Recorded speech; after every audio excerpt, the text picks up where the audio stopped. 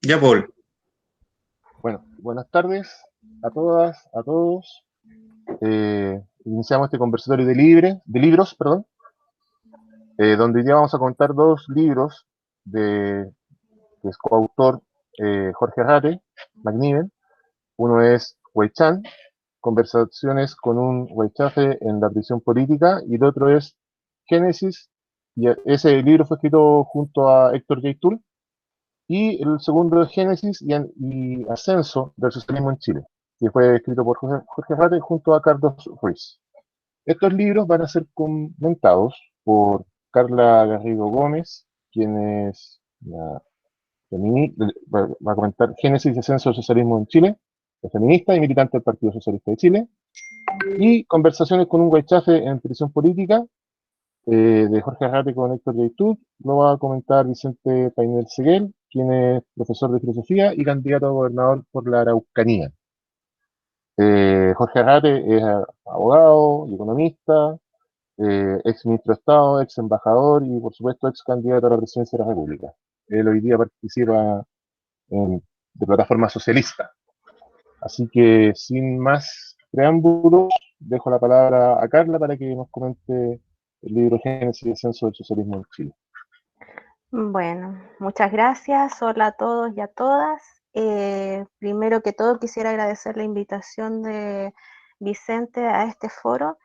Y bueno, como decía el compañero, a mí me correspondió leer el Génesis y Ascenso del Socialismo Chileno. A mí me pareció, bueno, es un libro bastante, tiene muchos detalles, igual cuesta hacer un resumen en una cantidad determinada de tiempo, así que si se me escapa algo me van a perdonar.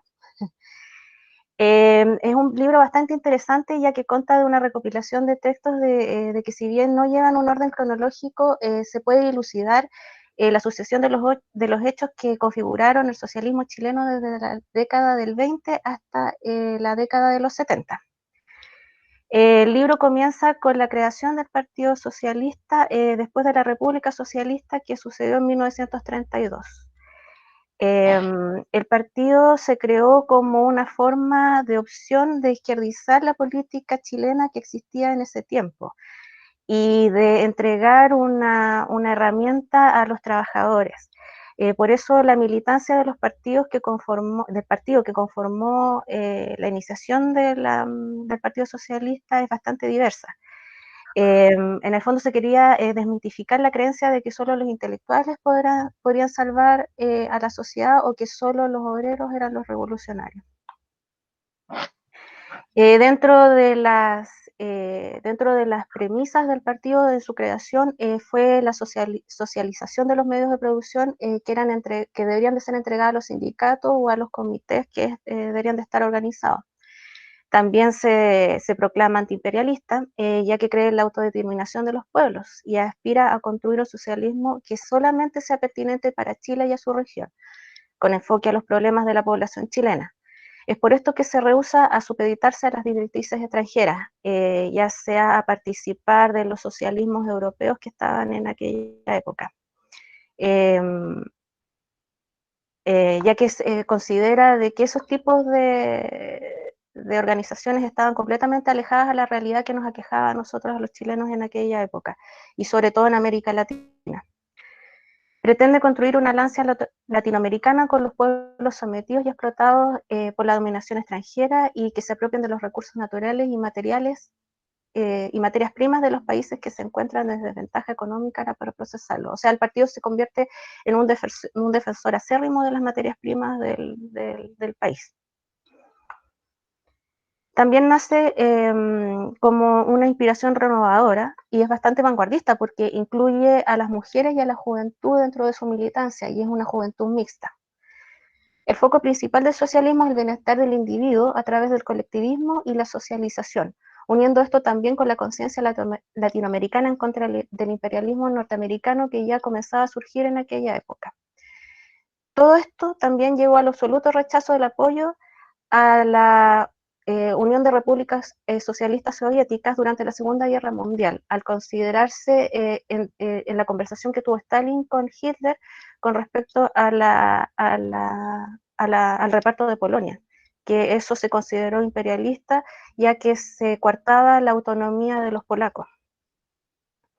En los años 50, ya en el gobierno de Aguirre Cerda, el partido se fracciona entre los inconformistas en oposición de los colaboracionistas que desean mantener la alianza en el gobierno. Los inconformistas forman el Partido Socialista de los Trabajadores entre 1940 y 1944, pero este partido se disolvió después para unirse al Partido Comunista. Durante estos años también las mujeres socialistas discuten la importancia del derecho a voto. Tenemos que recordar que las mujeres tienen el derecho a voto solo a los municipales en 1932, si es que no me equivoco. Entonces hay un texto de Felisa Vergara donde ella dice de que el derecho a voto femenino no es tan importante como la educación popular a las mujeres, ya que en ese tiempo se discutía demasiado de que las mujeres al tener el derecho a voto tendían a votar por la derecha. Entonces ella dice de que primero debe estar la educación popular para que las mujeres voten con conciencia de clase. Cosa que en lo personal yo creo que una cosa no es excluyente de la otra. Así que, pero no puedo opinar mucho tampoco porque no sé la realidad concreta que la compañera vivía en ese tiempo. Ya en los años 50 el partido se declara en contra de las intervenciones militares. En estos mismos años el Partido Socialista construye un liderazgo en la izquierda chilena suscitado de la desilusión de su colaboración con las corrientes radicales, ya que siempre había estado en apoyo de los otros gobiernos, pero esta vez decide izquierdizarse más y por lo tanto comienza a crear una corriente de izquierda y que pretende presentar estrategias revolucionarias ante las problemáticas de la época y la lucha del poder para poder llevar a cabo esas estrategias revolucionarias. Esto fue, aquí se empezaron a formar liderazgos de Allende y Ampuero. Esto se traduce en la construcción de un partido de trabajadores y desarrollan un movimiento popular, materializado en la alianza con el PC en el Frente de Acción Popular, que formaron ese frente para poder llevar la candidatura y hacerse de poder y izquierdizar la política chilena. En esa época también la revolución cubana es observada con especial atención por el socialismo chileno, y tras la derrota de Allende en 1954 se acrecienta el impacto en los socialistas, lo que lleva a una nueva ruptura del PS por motivos políticos y orgánicos internos. Sin embargo, el partido continúa con la tesis de un frente de trabajadores y no acepta a pequeños burgueses en la unidad popular. El concepto de Estado y la vía para su conquista son base de intensos debates que continúan después y durante la dictadura militar. En el fondo, por lo que yo pude dilucidar del libro, es que igual siempre hay una contraposición del partido entre el significado de lo que es un Estado, porque también se criticaba demasiado el gobierno comunista en la URSS, en el sentido de que el Estado estaba siendo totalitario y manejaba en todo sentido las vidas de las personas, no permitía que las personas participaran en forma directa del gobierno. Entonces también eso era como como contraproducente para la libertad del individuo. Yo creo que también por eso la iniciación del partido también fue con anarquistas, con movimientos anarquistas.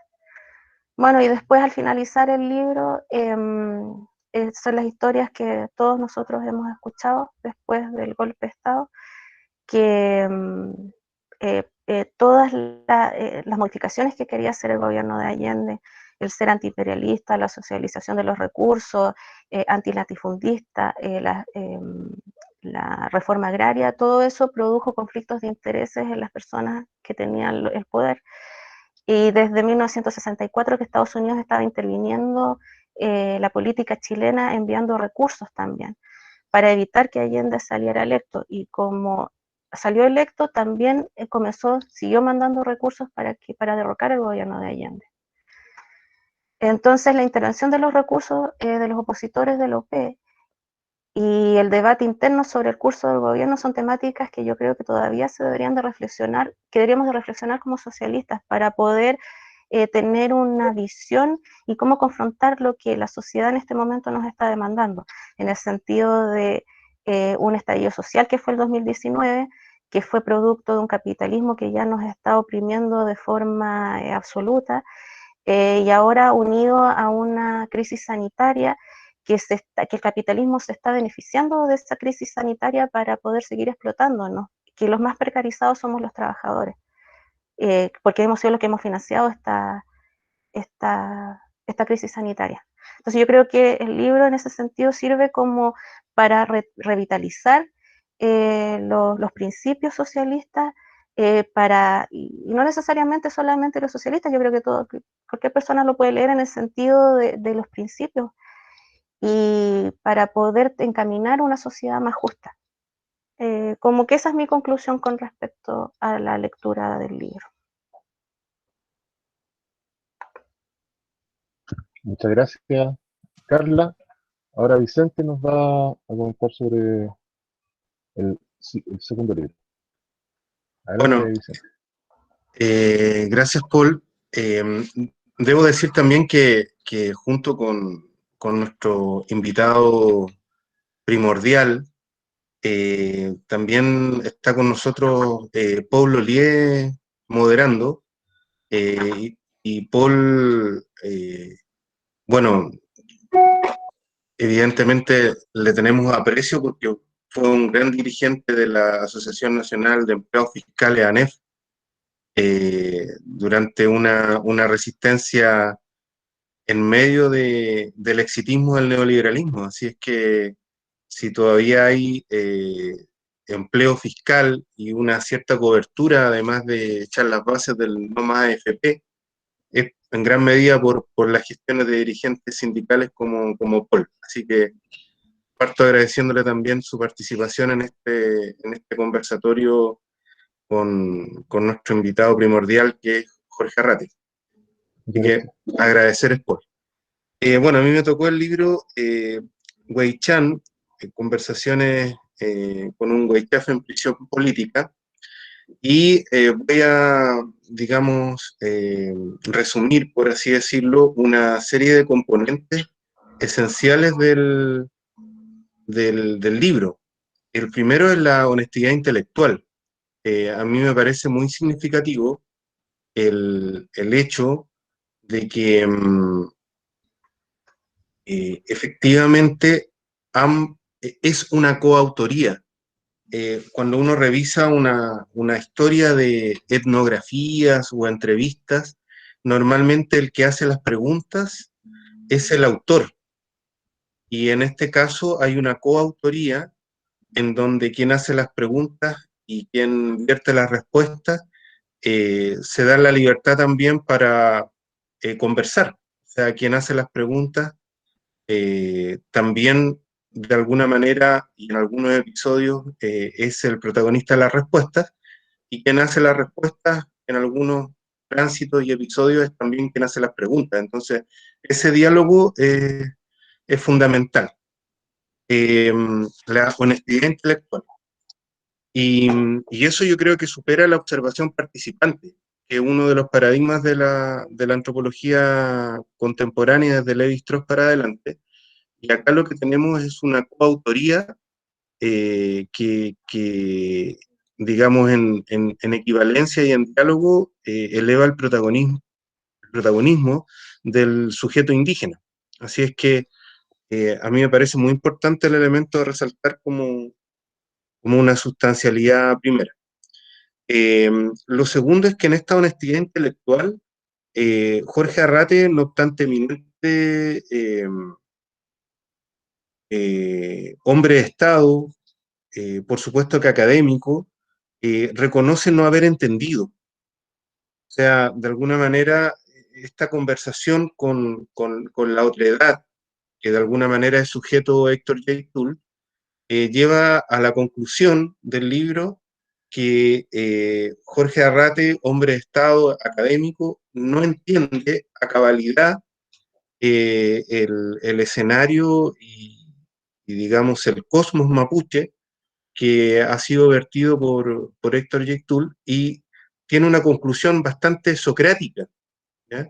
Que es que no basta solo con ver, ¿no? O sea, de alguna manera hay un guiño a Susan Sontag, en el sentido de que hay que compenetrarse en la realidad misma, hay que hermanarse para terminar de asimilar el asunto, y esta tarea pendiente que nos deja Jorge Arrate es de alguna manera un diálogo a construir, programático, axiológico y lleno de praxis por asumir, ¿no? Seguramente ahí están involucradas las tareas de la izquierda del siglo XXI, seguramente ahí están acostumbradas, digamos, una superación del centralismo de la izquierda, este rasgo portaliano quizás se podría denominar de la izquierda chilena, y dar estas nociones de esta alteridad que puede efectivamente hermanarse, ¿no? Mapuche y chilenos tienen más hermanos que de lejanos. Y yo creo que implícitamente en este reconocimiento socrático de que hay más dudas que certezas, se está reconociendo esa cualidad. Eh, Tercero, me llama la atención el rol de las huelgas de hambre, ¿sí? Fundamentalmente por la connotación existencial del hambre, ¿no? Cómo el cuerpo es un primer territorio de lucha y cómo, digamos, esto es traslucido en las entrevistas, en las consultas de esta manera y con esta categoría. O sea,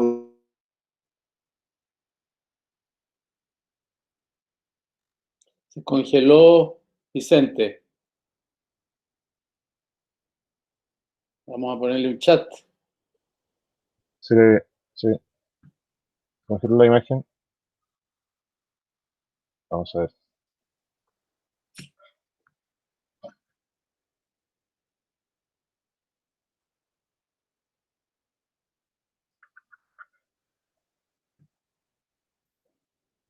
Vamos a ver si vuelve.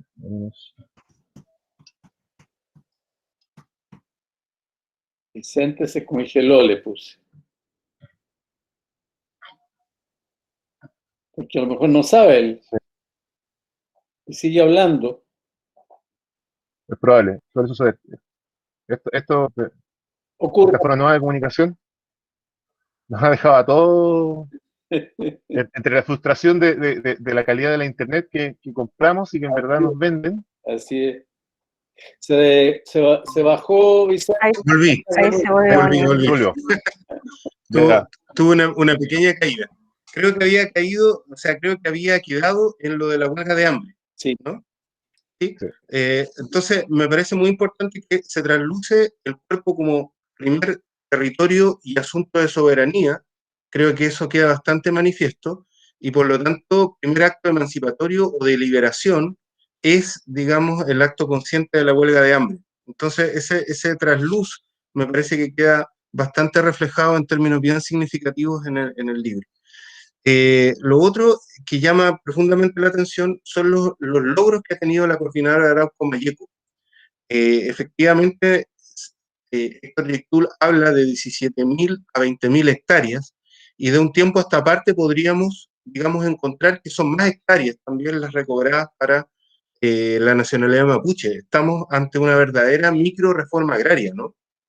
O una reforma agraria de hecho que va escalando. Y en ese sentido, es bastante actualizador la praxis de la coordinadora Arauco Mayeco, y no es extraño bajo esta lectura de que categorías que son quizás los grandes aportes de la coordinadora Arauco Mayeco, como el control territorial, sean tomados en la actualidad por alcaldes. Por ejemplo, cuando sucedió lo de la pandemia, nosotros pudimos asistir a cómo varios alcaldes utilizaron el concepto de control territorial para ejercer, digamos, el poder local y las responsabilidades comunales que como autoridades o consejos municipales la expectativa ciudadana esperaba de ellos que ejercieran. Entonces, es interesante porque en contraparte, cuando uno ve el discurso mediático, no se entiende, digamos. O sea, hay un contraste muy grande entre una organización que ha aportado mucho con conceptos de actualización y de justicia social, y por otro lado un discurso mediático que tiende a estigmatizarlo, y en esa brecha evidentemente la incomprensión parece predominar, seguramente no logran allanar los caminos para el diálogo, que entre paréntesis el diálogo político por parte de la coordinadora Orozco Mayeco ha sido planteado más de alguna vez a los gobiernos de turno. O sea, no es un problema de voluntad por parte de la coordinadora Orozco Mayeco que no haya habido diálogo político real y efectivo. Lo otro que me llamó la atención desde el punto de vista más bien antropológico o antropológico clásico es que dialogan muy certeramente dos sujetos que dan cuenta de mundos distintos. En cierto sentido, Jorge Arrate, no obstante un socialista muy consecuente y un revolucionario, es también un aristócrata. O de alguna manera es, digamos, eh, depositario de ciertas tradiciones aristocráticas que han perdurado en Chile, desde el punto de vista hispano, del punto de vista de características asociadas a lo europeo. Y Héctor Yaitul, no obstante, y esto es muy interesante, la sociedad mapuche efectivamente tiene linajes y tiene ciertos comportamientos y ciertas costumbres que de alguna manera o la acercan a conceptos de reencarnación oriental o linajes europeos. Tiene esas características la sociedad mapuche. Héctor Yaitul no pertenece a esas categorías. Héctor Yaitul es un mapuche de alguna manera expatriado a la ciudad, ¿no es cierto? Él crece como un sujeto popular en el seno de una familia proletaria y de alguna manera es un sujeto del retorno que en esa orfandad, digamos, de los grandes linajes mapuches, ¿no es cierto?, del Cupal, él logra encontrar una beta de liderazgo y se entiende muy bien con, digamos, este caballero socialista, ¿no es cierto?, que logran en comunidad conjugar varios conceptos que son muy interesantes e ilustrativos para la sociedad chilena, lo que ocurre en la emergencia mapuche. Finalmente, dos comentarios de la fragua del libro. Yo asistí, debe ser por septiembre del año 2011, a la cárcel de Angol, por parte del Departamento de Profesores Jóvenes del Colegio de Profesores, en un cierto acto de solidaridad con los presos políticos mapuche. Efectivamente, los hermanos estaban en una reunión, pero asignaron a uno de los peñis a atender, digamos, la comunicación y la reunión con el enlace con el Colegio de Profesores, en la perspectiva de entregar ciertas comunicaciones, etc. Y en ese tiempo es cuando Jorge Arrate está haciendo el libro con Héctor Yaitul, ¿sí? Entonces, curiosamente me tocó asistir, digamos, a cómo se iba fraguando y cómo lo veían ellos, ¿no? Y ellos lo veían como una oportunidad de que el colectivo manifestara sus ideas con una persona que más, nada menor, estaba siendo candidato a la presidencia de Chile. Entonces era, digamos, un canal muy significativo para acudir en presentatividad de las categorías de la coordinadora Arauco Mayeco, y ahí uno ve una destreza muy aguda en las comunicaciones para, digamos, conjugar esta ventana que este hombre de Estado, pero a la vez revolucionario, como Allende, ¿no es cierto?, ofrecía en estas visitas que va haciendo regularmente a la cárcel de Angol, en lo fundamental. Así que también es muy interesante que el candidato a la presidencia, ¿no es cierto?, se introduce en la cárcel. En la faceta académica uno se acuerda de las visitas a la cárcel que hacía Michel Foucault, por ejemplo, ¿no es cierto?, que de ahí salió un vigilar y castigar, por ejemplo, una eminencia del libro. Y acá tenemos un libro de manifiesto de política, de ciencias políticas, con categorías tan importantes como la que antes mencioné, el control territorial, que está siendo muy usada en el ejercicio de la soberanía ciudadana. Así que, bueno, ese es mi comentario, Fei Mutum, y mis disculpas por el ripio de paréntesis. Fei Mutum, chao. Muchas gracias. Antes de darle la palabra a Jorge, que es nuestro protagonista, también solamente agradecer los saludos de Vicente y recordar que hoy día se conmemoran 39 años del asesinato de Tucapel Jiménez, asesinado y degollado por la dictadura. Y bueno, uno, uno de los grandes líderes de la ANE. Eso solamente por efecto de la fecha. Jorge, adelante. Bueno, primero, muchas gracias por la invitación. Segundo, gracias por la sorpresa de ver a Paul después de hartos años que creo que no nos veíamos, aunque en las redes sociales de repente nos encontramos. Pero es un gusto verlo, porque lo conocí cuando él ejercía esa función que ha recordado Vicente en la Asociación Nacional de Empleados Fiscales. Agradecer también la oportunidad de conocer a una compañera socialista y de estar con Vicente, con quien no habíamos tenido la oportunidad de compartir mínimamente, por lo menos unos minutos, y a quien deseo el mayor de los éxitos en sus emprendimientos, en particular en uno que tenemos próximo en el mes de abril, que es la postulación de Vicente a la gobernación de la región de la Araucanía. Muchas gracias, compañero. Es un gran desafío, es un tremendo desafío, que yo estoy seguro que más allá del resultado, que yo deseo que sea el mejor, va a significar una acumulación de fuerza y de energía que va a ir junto a la ya acumulada, generando nueva fuerza y nueva energía en el camino largo que tenemos que recorrer detrás de nuestros ideales.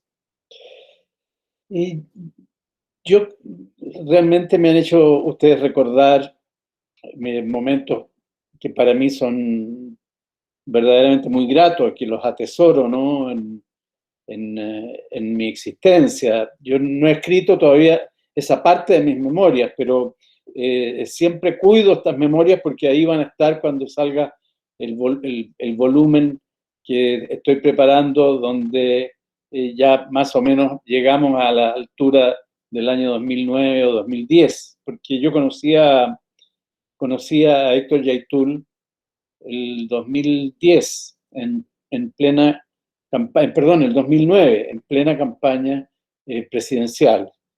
Y es un día inolvidable. Yo llegué a Concepción, estaban ahí esperándome los compañeros del comando de Concepción y cumplimos varias tareas ese día.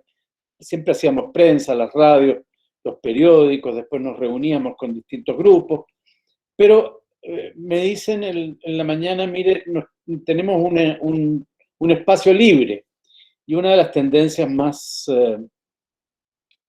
terribles de los firmes adherentes que uno tiene en sus comandos es a no dejarle nunca un solo espacio libre.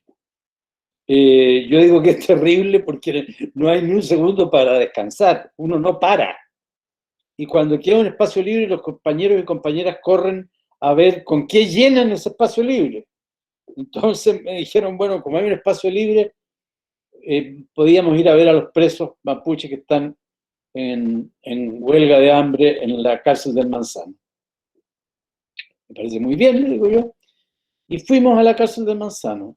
Y no se me olvida, está en el libro, pero fue de tal solemnidad y de tal nivel ese encuentro por parte de los mapuches, no nuestra que escuchábamos, que para mí fue imborrable. ¿Ah? Escuchar una explicación de un punto de vista al que yo emocionalmente adhería, emocionalmente, pero en que nunca había logrado comprender la profundidad de las razones que acompañaban a esa emoción. Es decir, como muchos otros de mi generación y posteriores, estábamos con la causa mapuche, pero no sabíamos bien ni cuál no sabíamos bien, quiero decir, ni cuál era esa causa, cuáles eran sus fundamentos, cuáles eran las cuestiones fundamentales que estaban levantando.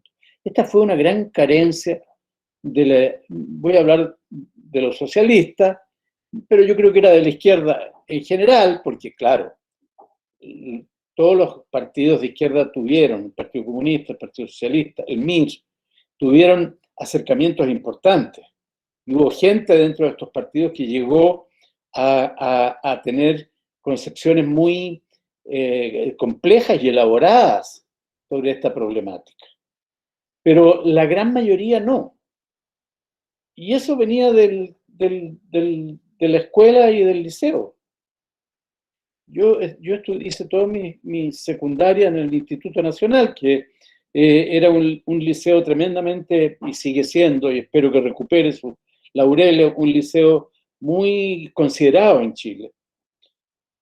Pero no recuerdo que nunca se me haya informado en todos esos años, de 12 años de educación básica y media, de esta temática, más allá de esta cosa que era este salto entre Lautaro y Colo-Colo, que llevaba un popular equipo de fútbol, llevaba ese nombre, y Caupolicán, y de repente estos personajes desaparecían y volvían a aparecer en un momento como gente a la que se quería ayudar, civilizándolos, y para eso se les invadía, ¿no?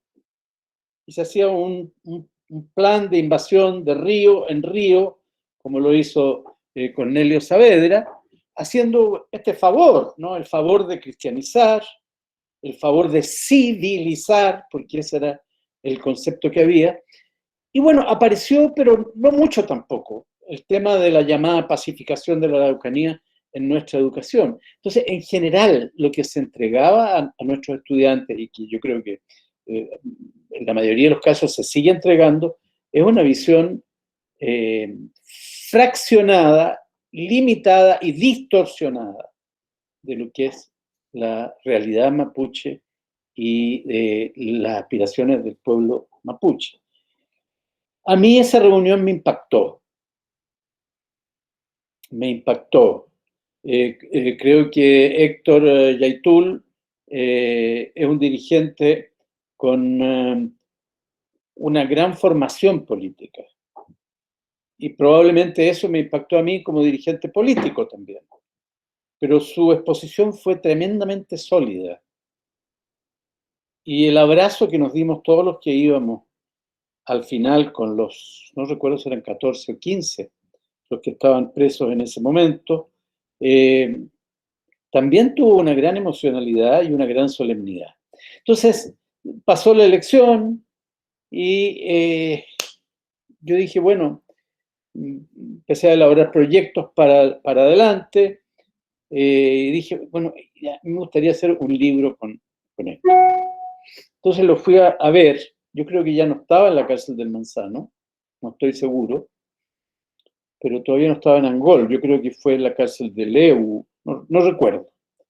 Pero fui con mi compañera y tuvimos esta visita, y ahí yo le propuse esta idea. Y él quedó de considerarla y posteriormente me hizo llegar a través de su mujer el mensaje que estaba disponible para hacer este trabajo, que era en realidad, yo creo que Vicente lo ha dicho con mucha precisión, yo tenía un altoparlante en ese momento. Estamos hablando del año 2010. Tenía un altoparlante bastante más grande que el que tengo hoy día. Era un altoparlante que escuchaba más gente en ese entonces. Y yo dije, bueno, esto que yo tengo, yo lo tengo que poner, ofrecer, poner para que este planteamiento que yo escuché en la cárcel se escuche por muchas otras personas. Y es eso lo que hice. Además, por otra razón que señalo ahí, y que hace que estos dos libros que se han comentado aquí sean bastante opuestos, ¿no? en un cierto sentido, convergentes en otro, pero opuestos en otro, que es el siguiente. Yo he escrito varios libros, he escrito hasta novelas y libros de cuentos, he publicado, pero nunca he escrito algo sabiendo menos de lo que sabía de esta materia. O sea, yo escribí desde la ignorancia, escribí desde el no saber, una escritura que estaba destinada a tratar de aprender escribiendo sin saber. Y claro, la guaripola y el pandero lo llevaba Héctor Yaitul y yo tomaba notas porque no usé grabadora para que no me interfirieran en los controles bastante severos que hacía Gendarmería para entrar al módulo mapuche. Bueno, guardo por esos compañeros que eran de la cama, eran 5 en ese momento, fueron saliendo los otros de a poco, guardo por ellos un gran cariño, ¿no? Almorzábamos juntos, me encargaban para el día siguiente, pero yo me iba y me instalaba en un hotelito, me instalaba unos días en Angol. Y ellos me decían, oiga, pasa a la verdulería, por favor, nos trae cebolla, papa, apio, lechuga. Entonces yo llegaba con 2 bolsas tremendas de verduras a la cárcel y los gendarmes terminaron siendo bastante amables, pero cumplían su tarea, sacaban todas las verduras para revisar qué es lo que había dentro. Yo guardo por ellos un tremendo cariño, no solo por Héctor, sino también por sus compañeros de ese momento, que eran también grandes personas. Digo que el otro libro más reciente, de hace un año, Génesis y Ascenso al Socialismo Chileno hasta 1973, es un libro distinto al anterior porque en realidad cuando empezamos a hacer este libro con mi querido amigo Carlos Ruiz, yo pensaba que yo sabía ya casi todo del socialismo chileno, del Partido Socialista. O sea, abordé este libro desde una supuesta sabiduría y me encontré con una serie de cosas que no conocía. Por ejemplo, aquí citaba la compañera el texto de esta feminista de fines de los años 20, comienzo de los años 30, en que dice que en realidad hay que esperar a que se eduquen las mujeres para ejercer el derecho a voto, ¿no? Era una cosa... Bueno, Elena Caffarena, que no era socialista, no era de ningún partido, en realidad era una mujer independiente, más libertad, de izquierda, ¿no? Estuvo con el Frente Popular, muy cercana al Partido Comunista también, porque su marido era comunista. Elena Caffarena no pensaba así. Pero esta persona, honestamente, sí pensaba de esa manera. Y expresa lo que era, yo diría, no sé si voy a usar bien la palabra, un retardo, ¿no? Un vacío. Porque cuando uno se mete a este libro sobre el socialismo chileno, descubre que hay una serie de cosas que podemos y debemos reivindicar hoy día. A pesar que el mundo es radicalmente distinto. Estamos hablando de 70 años. Aquí, esta antología de textos socialistas no es un llamado a que hagamos lo mismo. En eso, Mariatti y por delante, ni calco ni copia. Tenemos que inventar, pero el propio inventar no es partir de cero. El pensamiento no es hidropónico, el pensamiento surge de raíces. Y esas raíces hay que conocerlas y saber de qué manera esas raíces efectivamente pueden contribuir o no a gestar fuerza política de izquierda, en nuestro caso, para el mundo de hoy. Grove fue el gran líder de la República Socialista, que duró 12 días, un episodio maravilloso en la historia de Chile y en la historia del socialismo americano. Es el primer acontecimiento en que se declara un gobierno, un Estado de Chile se declara socialista en América Latina, aunque sea solo, o en América en general, durante 12 días. Grove muestra una tremenda audacia. Posteriormente emerge el liderazgo de Allende, el rol que cumple Ampuero, el extraordinario rol que cumple Eugenio González. Eugenio González, que fue el secretario general del Partido Socialista y fue senador, es el único socialista que ha sido rector de la Universidad de Chile, posteriormente. Eugenio González era una mentalidad agudísima. Desde el punto de vista ideológico, yo creo que es uno de los personajes más fuertes del pensamiento político chileno. También lo era Ampuero, pero Eugenio González fue el que materializó estos puntos de vista en la famosa introducción al programa del Partido Socialista de 1947, que se aprobó en el año 47, y que yo digo, siempre he dicho, si los italianos, o los españoles, o los franceses hubieran tenido este documento aprobado en el 47 o 48, lo tendrían puesto en un marco hoy día, porque tiene elementos extraordinariamente importantes para considerar hoy. Bueno, hay que anotar ahí que nuestro Eugenio González, efectivamente, provenía de las filas del anarcosindicalismo. Él había sido presidente de la Federación de Estudiantes en 1920. Fue ministro de Educación por 12 días en la República Socialista, cuando tenía, me parece que 29 años. El más joven ministro de Educación que ha habido en Chile. Y Eugenio González se formó en el movimiento libertario de los años 20, que en la fundación del Partido Socialista concurrió a esa amalgama que se supone que debió ser siempre el Partido Socialista, un crisol de distintas corrientes que convergieron y se acrisolaron. El punto es que muchas veces el crisol no resultó. En la historia socialista hay momentos, y en esos momentos yo creo que se culminan con las 2 décadas gloriosas de la izquierda chilena, que van desde el comienzo de los años 50 hasta el gobierno del presidente Allende.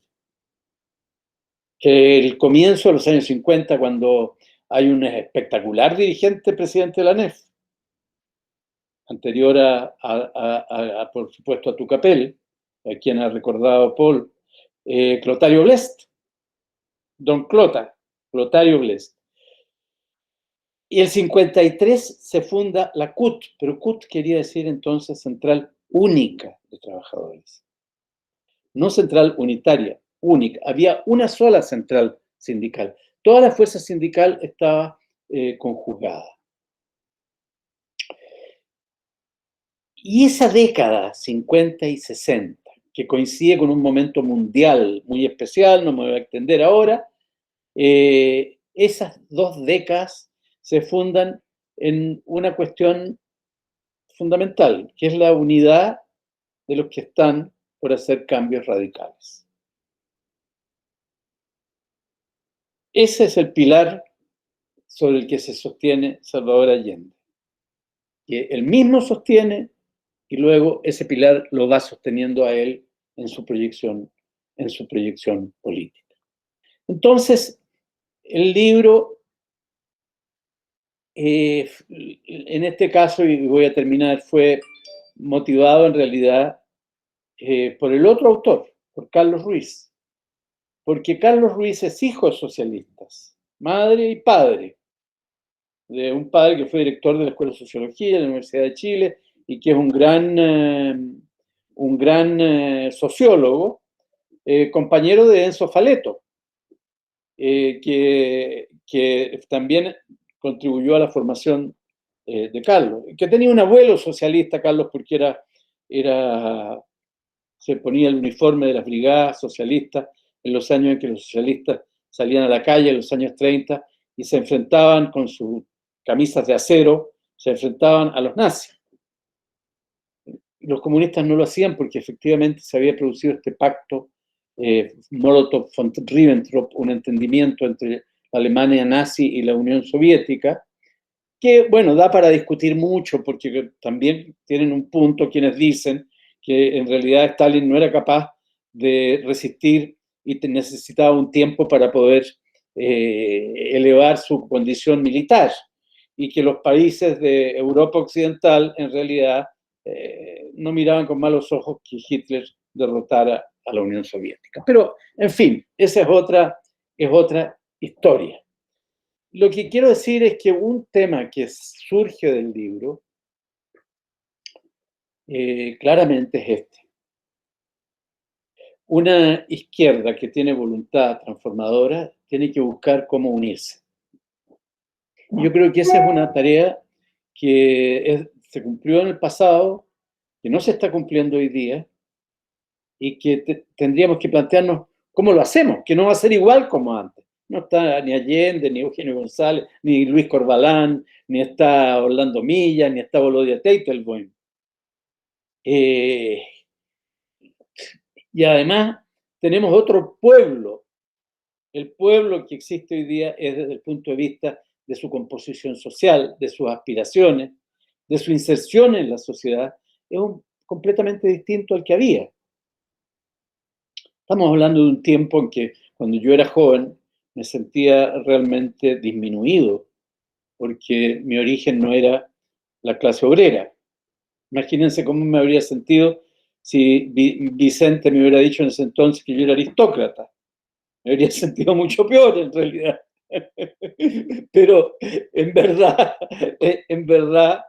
cosa que entiendo el sentido en que lo dice, pero mis padres en realidad eran de una clase media que vivió a palos con el águila toda su vida. Bueno,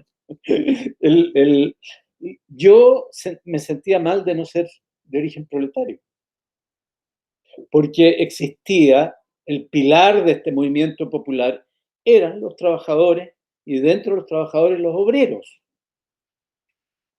Ahí hay otro legado del pensamiento del socialismo chileno, que también Carla lo señaló, que es que el socialismo chileno nunca se redujo exclusivamente a la clase obrera.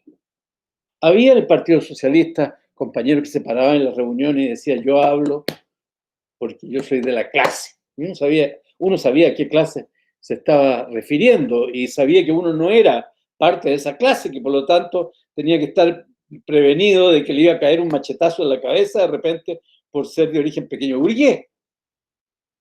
Pero en el Partido Socialista, desde sus inicios, desde lo que fue el grovismo en los años 30, de lo que siguió en los años 40 ya con la emergencia del liderazgo de Allende, y el 47 a través del Partido Socialista Popular, y explícitamente en estos documentos que yo he citado aquí, que están en el libro,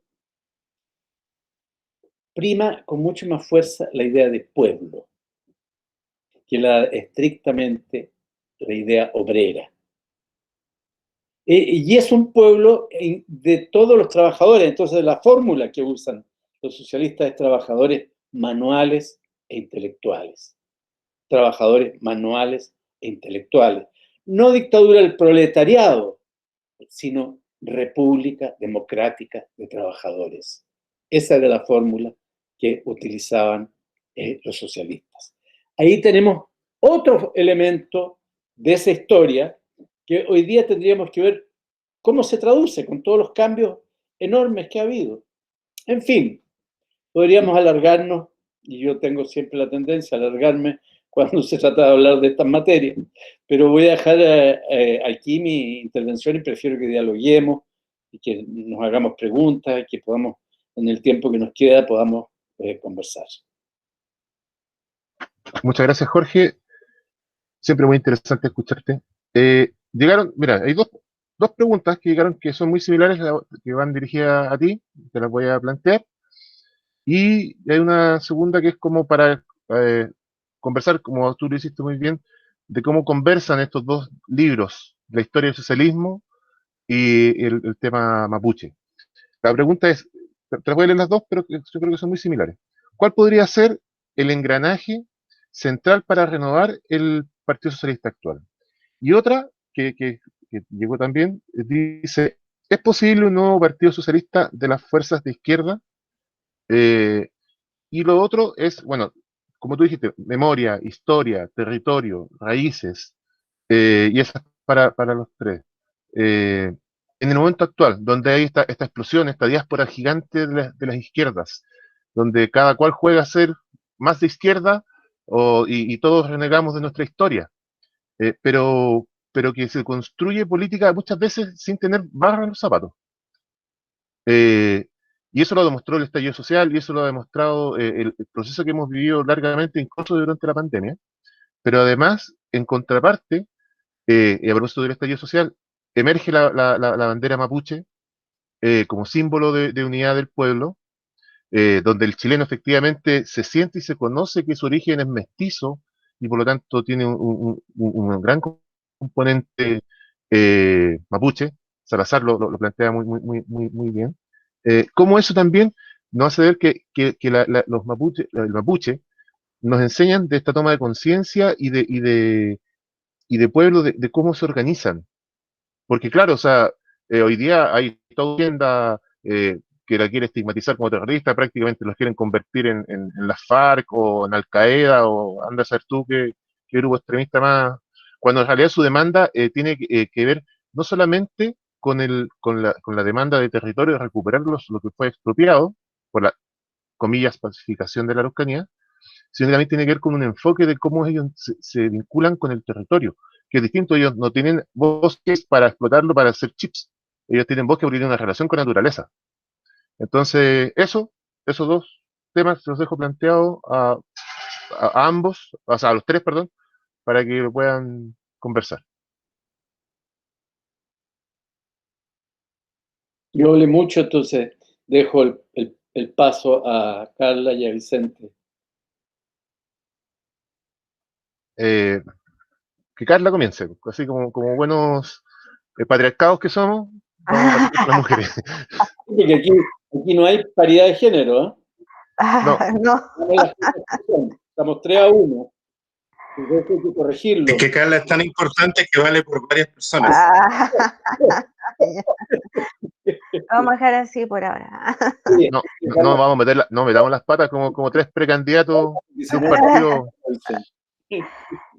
No, pero en todo caso, eso de cómo puede plantearse el socialismo ahora en la actualidad, igual a mí ha sido una pregunta que yo por mucho tiempo me la he hecho, y de hecho al leer los textos del libro de don Jorge, también eso como que me inspiró de nuevo, como que resignifiqué los principios y los valores, porque en el fondo, a pesar de que en una parte, en el prólogo me parece, o en la introducción, dice de que obviamente la situación, obviamente no es lo mismo que en aquella época, porque el tránsito histórico era diferente en aquella época, pero yo veo que las problemáticas son muy similares. Sigue existiendo el imperialismo, el dominio de Estados Unidos, la explotación de los recursos naturales, la opresión de los trabajadores, un montón de cosas que siguen existiendo, y yo veo que cada vez es peor.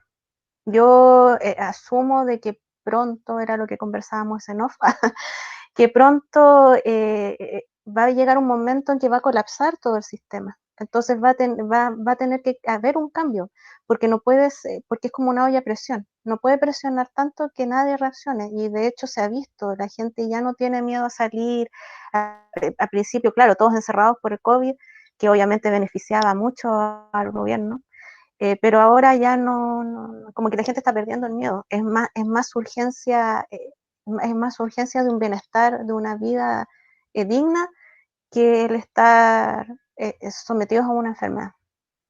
Entonces, ojalá de que, igual sería interesante de que varias personas leyeran el libro, porque Se resignifican muchos principios, hay muchas cosas que hacen sentido con ahora y como decía don Jorge, o sea, es una forma para poder reflexionar, ver dónde estuvo el problema y como que mejorarlo para llegar a una sociedad igualitaria. Es un proceso enormemente largo, pero para allá tenemos que ir algún día. Eso. Gracias, Carla. Bueno, respecto a las posibilidades de renovación del Partido Socialista actual, la verdad es que mucho no me puedo pronunciar porque no lo conozco por dentro, digamos. Pero en lo que respecta a cómo dialogan los dos libros, a mí me parece que es el diálogo en la fórmula que tuvo Augusto Panguilef con, directamente creo que con Luis Emilio Recabarren, cuando surge la propuesta de República Indígena. Efectivamente, la FOCH, la Federación Obrera de Chile, tiene un acuerdo con, si mal no digo, Corporación Araucana, creo que se llama la organización de Augusto Panguilef, y acuñan esto de la República de Trabajadores, por un lado, y la República Indígena en concomitancia también, ¿m? Con la frontera del Biobío al sur, etc. Entonces, creo que en la categoría de república, probablemente esté la posibilidad de encuentro, de congregación, que en esencia nos habla del parlamento. En Chile no hay parlamento, en Chile hay un congreso, en algunos países europeos hay parlamento, y la tradición mapuche siempre fue de parlamento, que se denomina Yactún. Entonces yo creo que por ahí puede estar el diálogo.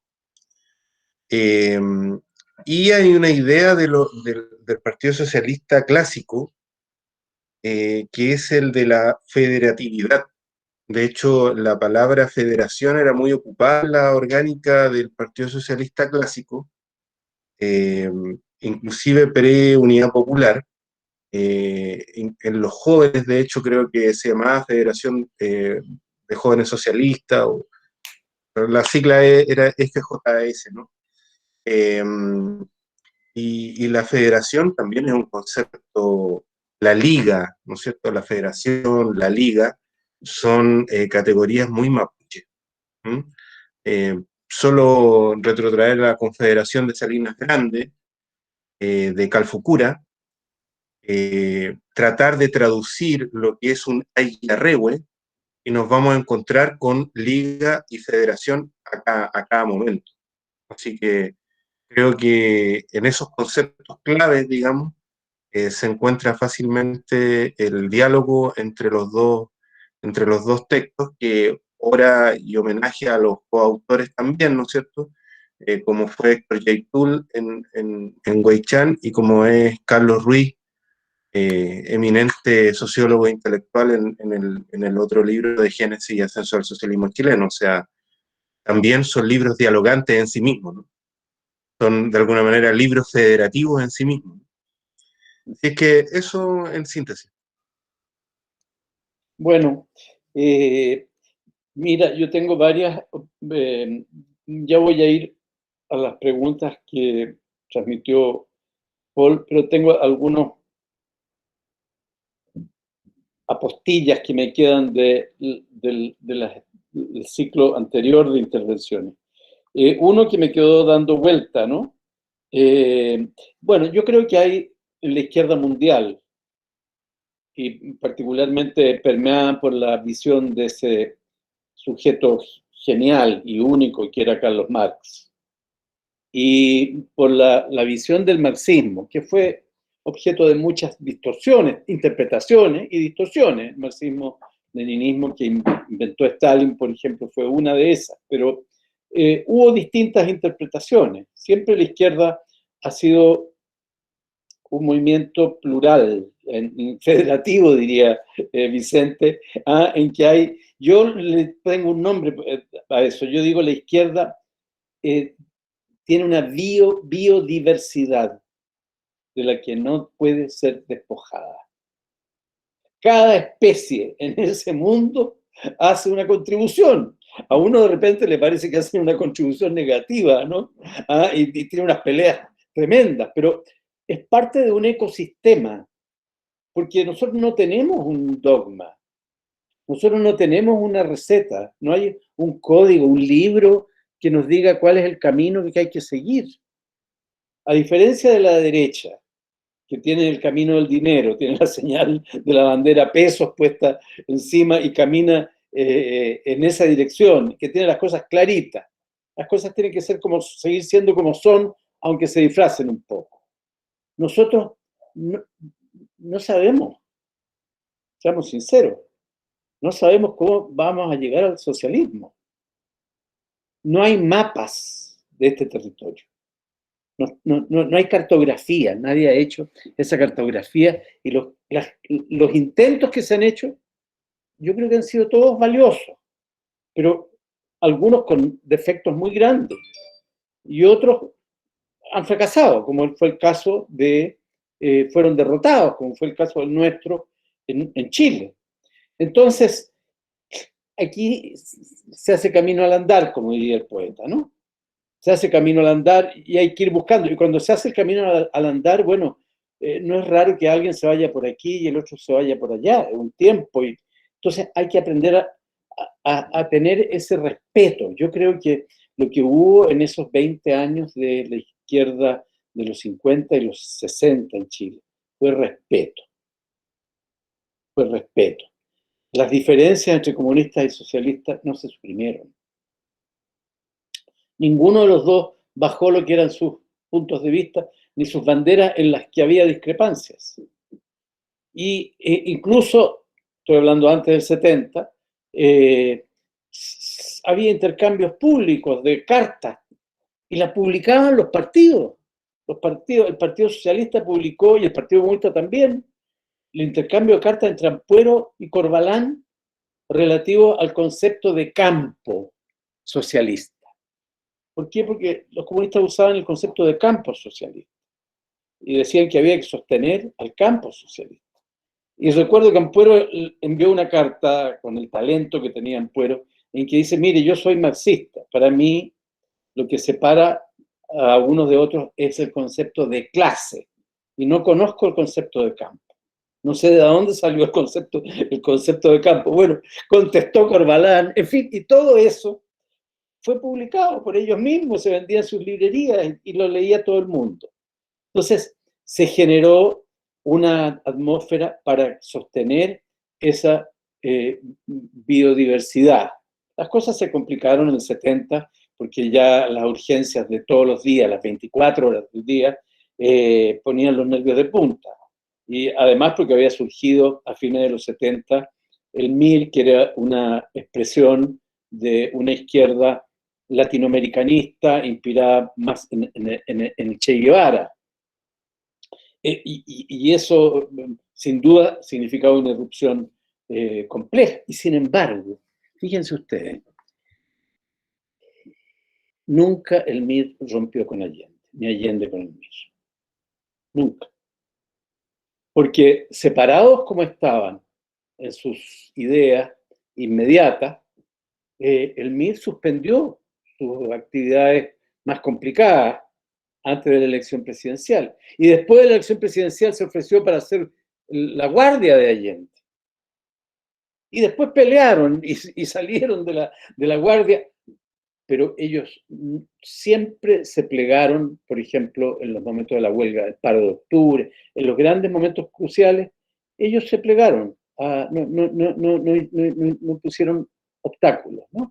Entonces, son maneras de construir unidad, de construir convergencia, llamémosla, ¿eh? De construir capacidad de actuar juntos, no sé, como quieran llamarlo. Pero decía yo que la visión que nosotros teníamos ideológica fallaba en materias fundamentales. El concepto de clase se lo comía todo. Entonces, el concepto de género, bueno, Marx más bien en esa materia, para decirlo con el tremendo respeto que le tengo yo a esa cabeza maravillosa, Marx estaba bien desubicado porque el concepto de género no...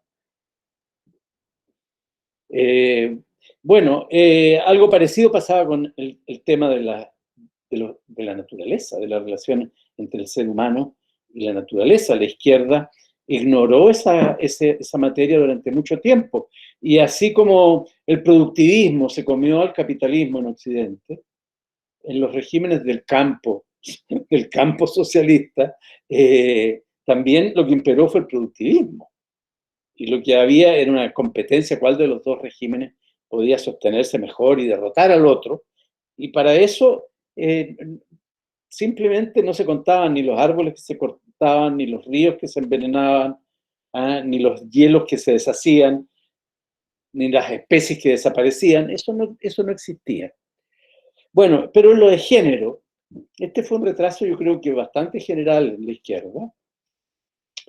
Y está el caso de esta escritora, pero hay, les digo a los que alguna vez tengan curiosidad por el libro, este libro que es una antología de fragmentos de piezas, ¿no?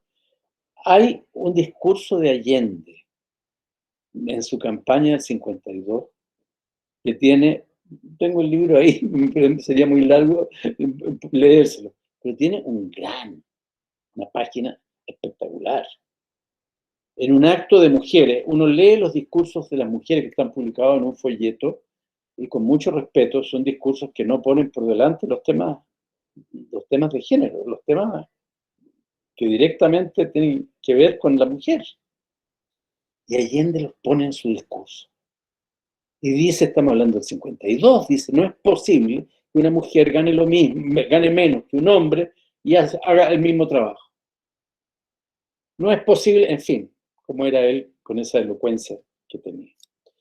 Les recomiendo leer ese discurso, de la proclamación de Allende por las mujeres en el año 52. Sobre el tema mapuche, quiero agregar muy brevemente lo siguiente. Efectivamente, aquí Vicente ha mencionado la República Araucana, y esto se materializó en un proyecto de ley que se presentó en los años 20 por 2 diputados comunistas, un proyecto de creación de la República Araucana, que posteriormente se engavetó, ¿no? Porque, bueno, el Partido Comunista enfrentó en ese momento la división, la muerte de Recabarren, las divisiones entre Hidalgo y Laferte, se produjo el quiebre entre Stalin y Trotsky, que afectó a todos los partidos comunistas, y después vino la idea del Frente Popular, que cambió completamente el naipe, y de eso nunca más se habló. Pero hubo un personaje muy importante, un gran intelectual, antropólogo, que era el doctor Lipschutz. Y el doctor Lipschutz, comunista, el doctor Lipschutz, elaboró en esta materia lo que él denominaba la idea, el concepto de doble patriotismo. El doble patriotismo, que quería decir que la gente podía ser patriota de dos espacios distintos. Patriota de su pequeña patria y patriota de su patria más grande. Que en el fondo es un poco como somos, ¿no?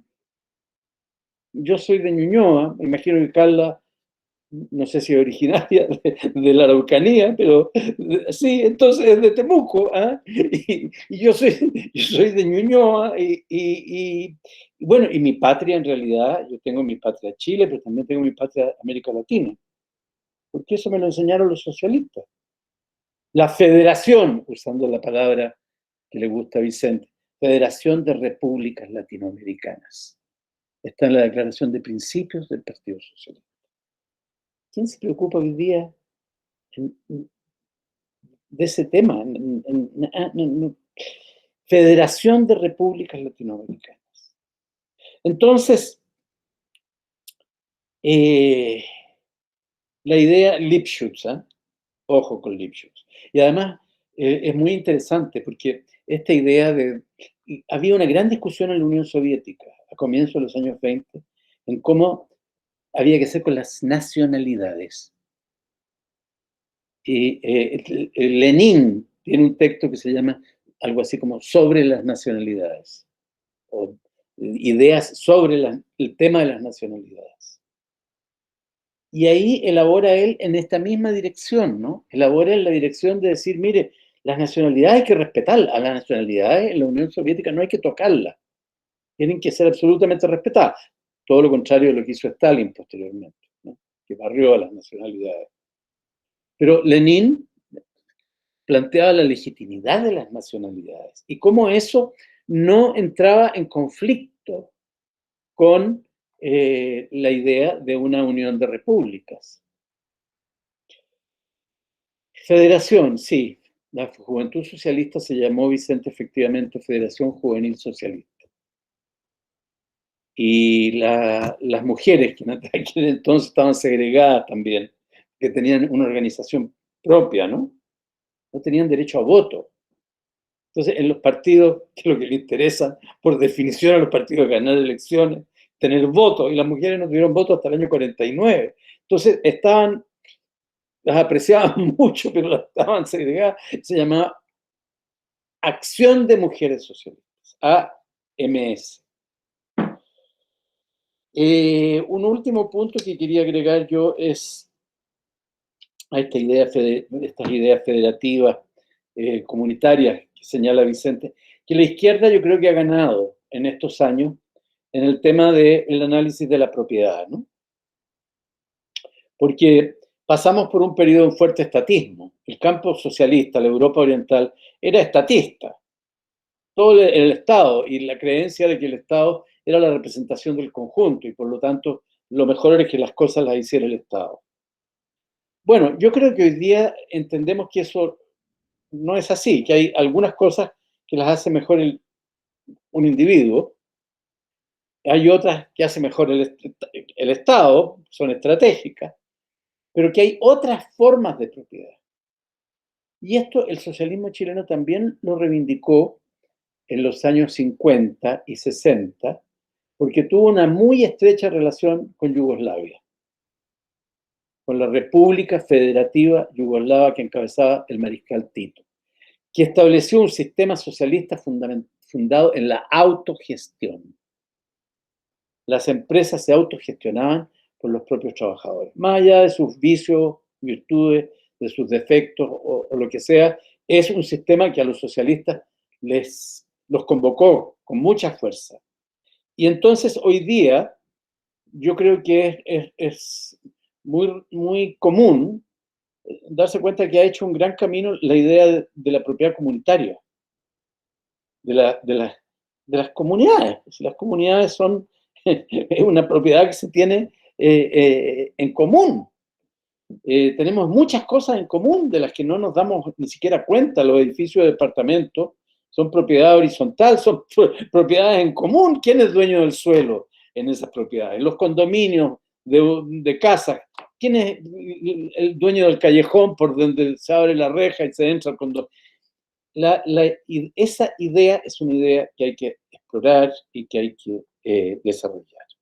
Sobre el tema, cómo se construye, es algo que yo estoy en Plataforma Socialista, que es un grupo en que participa gente que está en el Partido Socialista, que no está en el Partido Socialista. Y que a veces tenemos discusiones bien emocionantes, pero hemos funcionado bien, porque todos tienen una visión de izquierda, quieren reconstruir un socialismo de izquierda, pero unos dicen, mire, esto hay que hacerlo dentro del partido, y los otros le dicen, mire, yo me cabría.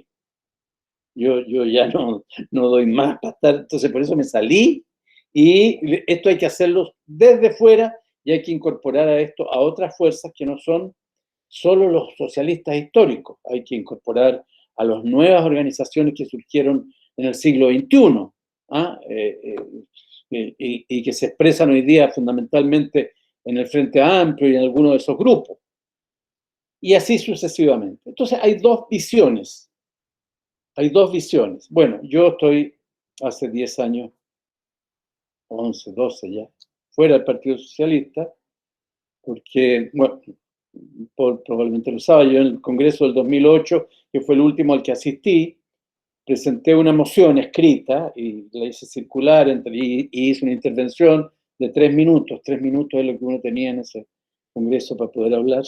De 3 minutos, imagínense, con todo lo que me gusta hablar a mí, 3 minutos, pero una propuesta de que termináramos con la concertación y generáramos una nueva forma. Y esa nueva forma tenía que incluir al Partido Comunista, que había sido excluido durante 20 años, que no tenía parlamentario, etcétera, etcétera. No, eso no ocurrió, el Congreso simplemente. Y bueno, yo después dejé el partido y fui candidato por Juntos Podemos, y una cosa que existía en esa época, que eran los socialistas allendistas y el Frente Amplio, otro Frente Amplio. Entonces llevo 12 años y la verdad es que yo no volvería a un partido socialista como el que existe hoy día. Obviamente, si hubiera otro partido socialista lo consideraría, pero el tema es cómo se puede hacer otro desde ahí dentro cuando hay máquinas que están muy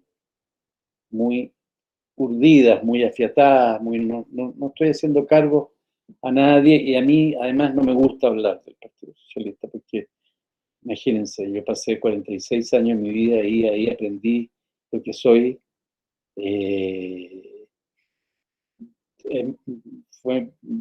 Ha sido mi gran casa. Entonces, no me gusta decir cuestiones negativas, pero basta con que diga que no tengo la vocación de volver ahí para reconstruir un socialismo de izquierda, y que trato de hacerlo de otra manera. Muchas gracias, Jorge. Para concluir, un minuto, algo así, un par de reflexiones finales. Carla, Vicente, Jorge, el tiempo de despedida, digamos, y por cierto, recomendar la adquisición y la lectura de estos libros muy interesantes, por lo que yo al menos tan pronto pueda volver a las librerías, será mi primera inversión. Carla, Estás apagada, Carla. estás muteada. Ahora sí. Ahora sí. No, simplemente con respecto al otro libro, yo no lo he leído, pero igual yo encuentro que está sumamente en boga el tema. Por ahí decían, por ejemplo, creo que don Jorge decía el tema de los prejuicios que se forman con respecto a una demanda que es legítima. Por ejemplo, yo viviendo acá en Temuco, yo escuché muchas cosas con respecto al pueblo mapuche, que en el fondo después hay mucha gente que no se dedica a interiorizarse un poco más, y por eso es tan fácil el manejo mediático con respecto a las demandas. Por eso, porque se ha creado una visión que no es existente en la realidad. Y eso como que quería intervenir con respecto a ese tema. Yo trato de no opinar mucho porque técnicamente no conozco mucho, entonces trato de no opinar de algo que no conozco, pero es lo que he visto, que al final del tiempo da la razón de todas las culpabilidades que no son tales. Eso. Muchas gracias. Vicente. Y bueno, yo creo que la obra del compañero Arrate extraordinariamente fructífera, y muy bien expandida. Ahora bien, creo que es interesante, de hecho en el libro yo entiendo que hay una vocación y una intención de esto, ¿eh? En el libro de Génesis y Ascensión del socialismo chileno, de lo que son los análisis de clase. Obviamente no estoy hablando de una perspectiva así como altuseriana, digamos, sino más heterodoxa, ¿no? O sea, en el fondo el partido es como el botón o el cascarón de una realidad social que en la infraestructura va articulándose como quizás placas tectónicas, y que si bien esos movimientos a veces son muy lentos, también son muy categóricos, y por supuesto a veces también ocurren cataclismos. Entonces los partidos más bien son una representación de eso que en realidad es lo que está sucediendo y que básicamente es la convivencia de todos. Así vistas las cosas, capaz que no hay partido socialista, ¿no? O no hay izquierda. No sé si partido socialista específicamente, pero quizás no hay izquierda del siglo XXI todavía. ¿Mm? Y estamos en un momento en donde lo antiguo no ha dejado de surtir y lo nuevo no ha culminado por nacer, y por lo tanto esta representación para este ciclo todavía no se configura de manera tan nítida, ¿no? En el fondo es un análisis más movimental de algo que sin duda alguna está en movimiento, digamos. Finalmente, si no lo entendemos en movimiento, nos podemos asustar con una rebelión y denominarla estallido. Y parece como que algo incomprensible, como que algo explotó. ¿Eh? Como si no hubieran causas, no hubieran antecedentes, no hubieran fenómenos que lo explicaran. Entonces, quizás el asunto es que todavía no se configura estrictamente una izquierda del siglo XXI y andamos en esa andanza, valga la redundancia, en donde se van configurando, digamos, esta nueva piel. Bueno, culminar con agradecimientos por esta reflexión colectiva a propósito de estos dos magníficos libros de Jorge Arrate, y obviamente agradecer a Paul y a Jorge Arrate por compartir con nosotros palabras, pensamientos y vida, ¿no? Porque en el fondo es mucha experiencia de alta calidad, de alta expertise, que se conjuga acá, y siempre para el sur eso es de primer orden. Todo es muy santiaguino. Entonces, que esto suceda más en la beta sureña es algo muy positivo y del cual vertimos agradecimientos. Gracias. Ventral Mañú. Yo le agradezco nuevamente la invitación. Me ha gustado mucho conversar y espero que tengan mucho éxito cada uno de ustedes en sus tareas y en sus proyectos. Y en especial le deseo a Vicente un muy buen resultado electoral en abril próximo. Muchas gracias a todas, a todos. Yo confesar que conocí a Jorge Arrate a través de su libro La Fuerza Democrática de la Idea Socialista, Sí. cuando él era candidato a la presidencia del Partido Socialista. Yo estaba ahí en La Serena haciendo maldades como FJS de aquella época.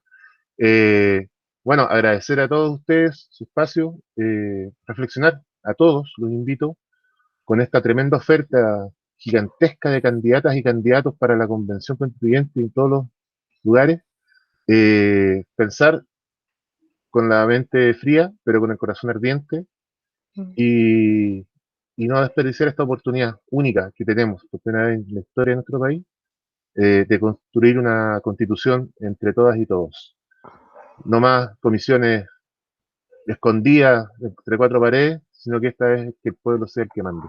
Mucho éxito, Vicente, muchas gracias y hasta una próxima ocasión. Yo también quiero agradecer, que estén bien. Quiero agradecer también el espacio, porque realmente hace rato que no tenía una conversación de esta índole, sobre todo en cuarentena. Eso. Ventral Mañú con Puchet. Comemos bien con Puchet. Buen vivir para todos. Que estén bien. Okay. Fuerza. Chao.